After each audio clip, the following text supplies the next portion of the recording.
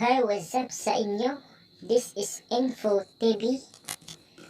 Ngayong araw na ito ay tuturuan ko kayo kung paano i-verify ang inyong YouTube channel. At bago tayo magpatuloy, don't forget to like, share, subscribe, and hit the notification bell para mas marami pa tayong videong magagawa.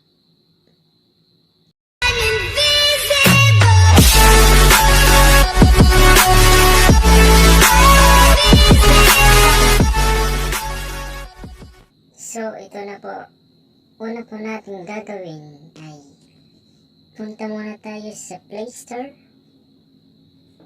at i-download nyo po ang YouTube Studio app. At kung naka-download na kayo, kung meron na kayo nito, i-open nyo lang.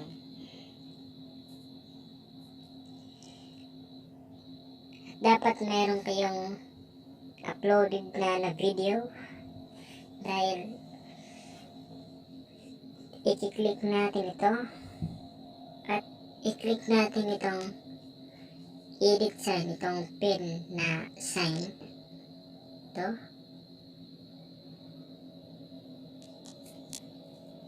at i-click natin itong edit thumbnail.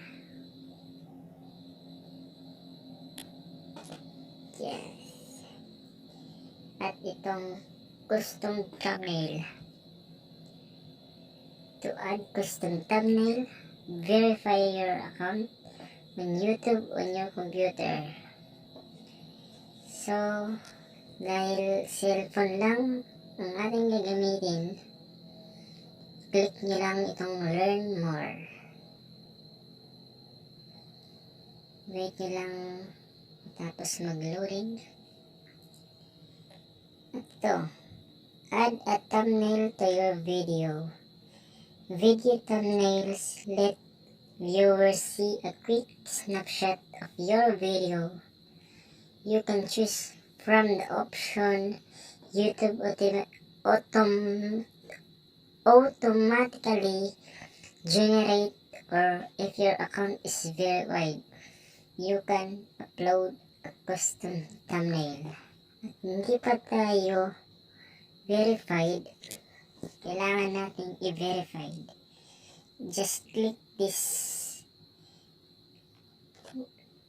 account is verified. Itong naka-highlight na blue ba? Violet? Basta yun na yun. Ito. Click nyo lang. Then wait. Na. At yan na. Your account is verified. Your YouTube account has already been verified. Click nyo lang yung continue. At yun. Tapos, verify na ang iyong account. At pwede na kayong magpalit ng YouTube thumbnail dito sa inyong gamit ang mobile device or Android device. At yun lang po. Salamat.